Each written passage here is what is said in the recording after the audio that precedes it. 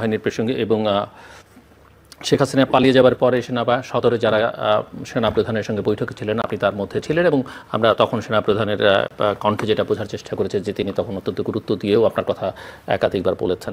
আমি একটু বুঝতে চাই যে তাদের মাইন্ডসেট তখন কেমন মনে হয়েছিল। আজকে সেনাবাহিনী সেনাপ্রধানকে নিয়ে প্রায় নিয়মিত অনেক ধরনের কথাবার্তা, এমনকি সরকারের সঙ্গে সংশ্লিষ্টরা অনেক কথা বলছেন। আপনি তো মানে বডি ল্যাঙ্গুয়েজ সব মিলিয়ে আমি আপনাকে একটা কথা বলি, আমাদেরকে প্রত্যেকটা জিনিস পার্সপেক্টিভ অনুযায়ী দেখতে হবে। আমাদের যে সেনা প্রধান আছে ওনার একটা ঐতিহাসিক রোল ছিল এই গণ অভ্যুত্থানের পক্ষে, এটা কারো তুচ্ছতা ছিল, করা উচিত না। উনি কিন্তু করা হচ্ছে তো না, হচ্ছে, আমি উচিত না বলছি, হচ্ছে তারা, এটা তো ভাই সব জায়গায় তো মবক্রাসি চলতেছে। এখন আপনার এটা বুঝতে হবে যে উনি শেখ হাসিনার নিয়োজিত সেনা প্রধান ছিলেন, উনি শেখ হাসিনার আত্মীয় ছিলেন। উনি এরকম একটা সময়, এখন আপনার মানুষের অবদানকে ছোট করার জন্য নানান কথা বলা হয়, আপনার ক্ষেত্রে হয়, আমার ক্ষেত্রে হয়, যে যারে বলতেছে সবাই সবার গালি দিচ্ছে, সবাই সবাইকে দোষ দিচ্ছে। ইউনূস স্যারের অবদান ছোট করছে না, উনি কি করেছে জুলাই গণঅভ্যুত্থানে এসব প্রশ্ন তোলা হয় না, আপনার প্রশ্ন তোলা হয় না, আমার প্রশ্ন তোলা হয় না, আপনি নাকি ভারতের দালাল, আমি ভারতের দালাল, সবই তো বলা হচ্ছে। এই যে সামগ্রিক আক্রমণ প্রক্রিয়া, এই আক্রমণটা সম্ভবত ওনার ক্ষেত্রে আসতো না, যেহেতু উনি একটুখানি ওপেন আপ করেছে, কিছু কিছু ব্যাপার কথা বলা শুরু করেছে, তাহলে এই সুযোগটা থাকতো না। আমি ব্যক্তিগতভাবে আপনাকে বলি, এটা আমার ব্যক্তিগত অভিমত, আমি কাছের থেকে দেখে আমার কাছে মনে হয়েছে এই গণ অভ্যুত্থানের প্রতি ওনার প্রচণ্ড শ্রদ্ধাবোধ আছে। ওনার সাথে যখন আমার কথা হয় উনি বারবার দুইটা কথা বলেন। হ্যাঁ, এখন ধরেন আপনি বলতে পারেন আচ্ছা সেনা প্রধান এগুলো বলতে পারেন নাকি, ভাই এরকম একটা প্রায় বিপ্লব গণ অভ্যুত্থানের পরে মানুষের আর ডিফাইন্ড রোল থাকে না, অনেকের ডিফাইন্ড রোল, তারা তো একার্থে স্টেক হোল্ডার, কারণ তারা যদি সমর্থন না রাখে বা তারা যদি অন্য কোনো ভূমিকা যায়, যদি রাখে তো উনারাও তো একদম আনস্টেবল হয়ে যায়। এক্স্যাক্টলি, উনারা যে সেনাবাহিনী যে রোলটা রেখেছে, সেনাপ্রধান যে রোলটা রেখেছে, উনারাও তো গণ অভ্যুত্থানের একটা কম্পোনেন্টে পরিণত হয়েছে, দেরিতে হলেও।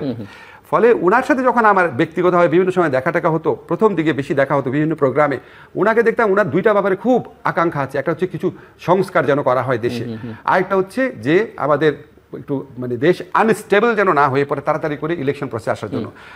আমার কাছে মনে হয়েছে ওনার সবসময় আশঙ্কা থাকে কি, ইলেকশন যত দেরি হবে তত দেশের মধ্যে বিভিন্ন ধরনের চক্রান্ত ষড়যন্ত্র হতে পারে।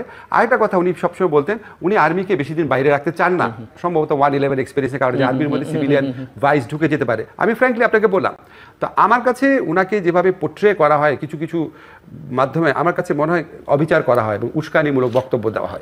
এবং আপনি যেটা বলছেন, তবে আপনাকে এটাও বলে রাখি, আমি এটাও বলে রাখি with due respect to Waqar ভাই, উনি আপনার এই যে ইনক্লুসিভ ইলেকশন এই ধরনের কথা যদি উনি না বলে এটা ভালো, কারণ উনি না বললে ভালো, কিন্তু যখন আপনারা পরিষ্কার করে বলেন না তখন অ্যাজ এ স্টেক হোল্ডার তিনি যদি বলেন, কারণ তারও এখানে স্টেক আছে, তার সশস্ত্র বাহিনীর স্টেক আছে এবং উনি যেহেতু লিড করছেন বলতে পারেন। তবে হয় কি আপনার, কারণ আমরা তো ঠিক 2007 এটা যা দেখেছি সেই হিসেবে ওনারা তো প্র্যাকটিক্যালি কিছুই বলছেন না, করছেন না। জি আমি বলি আপনাকে, বলতে পারেন। ধরেন আপনার অগাস্টের মাসে প্রথম দুই এক সপ্তাহ তখন যদি বলতেন, এখনকার রোলটা তো ডিফাইন, তখন বললে তো মনে হতো যে উনি প্রভাব বিস্তার করবার চেষ্টা করছেন। কিন্তু এখন যেহেতু সমাজের নানা মহল থেকে নানা রকমের প্রশ্ন উঠছে, রাজনৈতিক দলগুলো থেকে নানান কথা উঠছে, ইভেন আমি তো পলিটিক্যাল পার্টিগুলোকে এটা নিয়ে খুব বেশি আমি আপনাকে বলি, ধরেন পৃথিবীতে কে ভালো কাজ করছে, কে ঠিক করছে, কে বেঠিক করছে, এটা তো আমার কথায় নির্ণীত হবে না।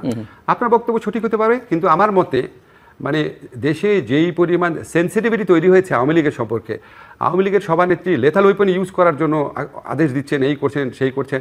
আওয়ামী লীগের সকল পর্যায়ের নেতৃবৃন্দ, সবচেয়ে ভালো নেত্রী যেটা দেখেন সেটার পিছনেও সেও একটা না একটা কুৎসিত নির্বাচনে ইলেক্টেড লোক। তো এরকম পরিস্থিতিতে এটা নিয়ে মানুষের মধ্যে প্রচণ্ড সেন্সিটিভিটি কাজ করে। ধরেন আপনাকে আমি ফ্র্যাঙ্কলি বলি, আমি ফ্র্যাঙ্কলি বিশ্বাস করি, ভুলে যান আমি উপদেষ্টা, আমি মানুষ হিসেবে বিশ্বাস করি আওয়ামী লীগকে আবার যদি নির্বাচনের সুযোগ দেওয়া হয়, আওয়ামী লীগ দেশকে আবার দোজক বানানোর চেষ্টা করবে।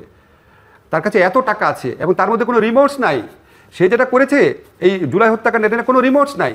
তো যার রিমোর্স নাই এবং যার কাছে এত টাকা আছে, যার কমপক্ষে 15-20% মানুষ যাদের অন্ধ সাপোর্টার, তারা দেশকে আবার মানে দোজক বানায় ফেলার মতো। কিন্তু সেই সিদ্ধান্ত কে নেবে? না, সেই সিদ্ধান্ত কে নেবে? এটা নেবে পলিটিক্যাল। আমি আপনাকে বলি, সেই সিদ্ধান্ত পলিটিক্যাল পার্টি নেবে, সেই সিদ্ধান্ত বিচারিক প্রক্রিয়া আসতে পারে, সেই সিদ্ধান্ত নির্বাচন কমিশন নিতে পারে।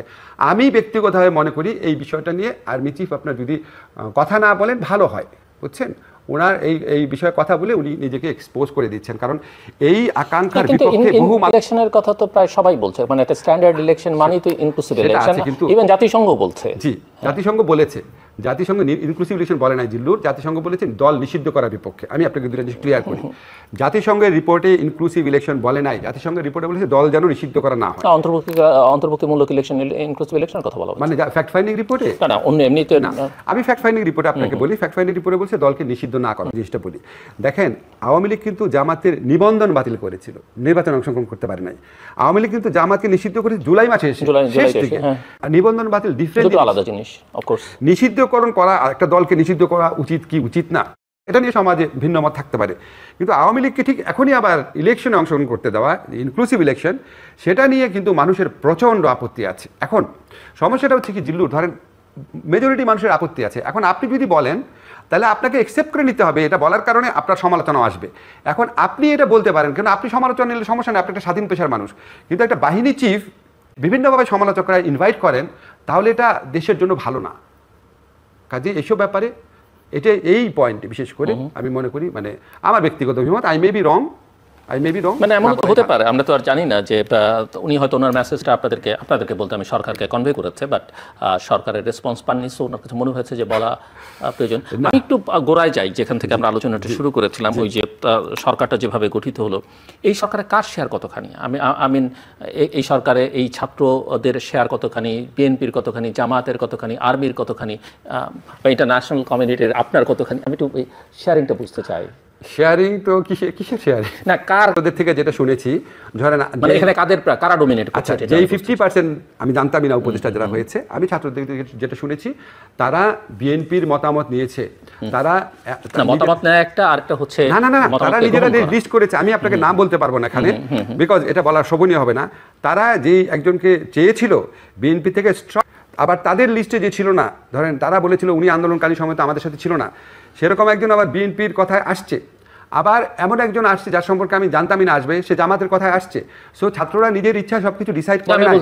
সেজন্য বলছে যে কার প্রাধান্য বেশি এখানে। না, আমি আপনাকে শুধু প্রাধান্য তো আমি বলতে পারবো না আপনাকে, কিন্তু আমি আপনাকে এটা বলতে পারি, ছাত্ররা পলিটিক্যাল পার্টি যারা আছে, আন্দোলনে যারা শক্তি আছে, সবার সাথে হয়তো কথা বলা নাই, যাদের সাথে কথা বলে না তারা খুবই মাইন্ড করতে পারে, কিন্তু ওইখানে এত সময় সীমাবদ্ধতা ছিল, এত একটা তাড়াহুড়া পরিবেশ ছিল। বাংলাদেশের ইতিহাসে কোনো কেয়ারটেকার গভর্নমেন্ট এভাবে হয় নাই জিল্লুর। আমরা জানতাম একটা কেয়ারটেকার গভর্নমেন্ট হবে, সবাই আলোচনা করে টোরে লোকজন ঠিকঠাক করে প্রস্তুতি নিয়ে, ফলে এটার মধ্যে কিছু তাড়াহুড়া থাকতে পারে, কিন্তু আমার তাদের ইন্টেনশন নিয়ে আমার কোনো প্রশ্ন নাই। তারা সিলেক্টিভলি আছে, ওর সাথে কথা বলবো না, ওর সাথে কথা বলবো না, এটা না। যেমন ধরেন আমি যেটা জানি যে আন্দোলনকালীন সময় আপনার যে ভূমিকা, আমি ছাত্রদের মুখে শুনতাম অত্যন্ত হাইলি রেসপেক্ট করে আন্দোলনকারী সময় আপনার। এখন হয়তো আপনি সামনে আছেন দেখে উদাহরণ, হয়তো সরকার গঠনের ব্যাপারে আপনার পরামর্শ হয়তো নেয় নাই, কিন্তু ওইটা ইচ্ছা করে আমি গুরুত্বপূর্ণ আমার মতামত নিতে হবে, স্টেক হোল্ডার বলছে, আমি আপনি সামনে আছেন দেখে উদাহরণ দিচ্ছি। ওরা ডেলিভারিটি আছে, ওর সাথে কথা হলো, ওর সাথে কথা হলো, এটা করে নাই। আর আমার সাথে যে কথাগুলো বলেছে, আমি আপনাকে বারবার বলতেছি, ধরেন 50%-এর ব্যাপারে আমি কোনো ধারণাই ছিল না, এবং আমিও যাদের নাম প্রপোজ করেছি সেখানে 60% তারা আমার প্রপোজালে 3 রকম রিয়াকশন দেখিয়েছে। একটা বলছে স্যার এটা তো আমাদের লিস্টে অলরেডি আছে, তারপর একটা বলছে স্যার এটা একটু দেখতে হবে, আরেকটা হচ্ছে স্যার না উনি তো আমাদের সময় আন্দোলনে আমাদের সাথে 15 বছর উনি কী করেছে। তো 3 ধরনের রিয়াকশন, তো আমার কথা কীভাবে শুনেছে, ঠিক না? এখন ধরেন আমাদের একজন মহিলা উপদেষ্টা, ওনার নাম বলার সাথে সাথে ওরা বলেছে আর ওনার নাম তো আমাদের লিস্টে আছে, ওনার নাম সবার কাছ থেকে আসতেছে, রেজওয়ানার কথা, রেজওয়ানার নাম সব মহল থেকে আসছে, সেটা তো আমার কথা তো হয় নাই।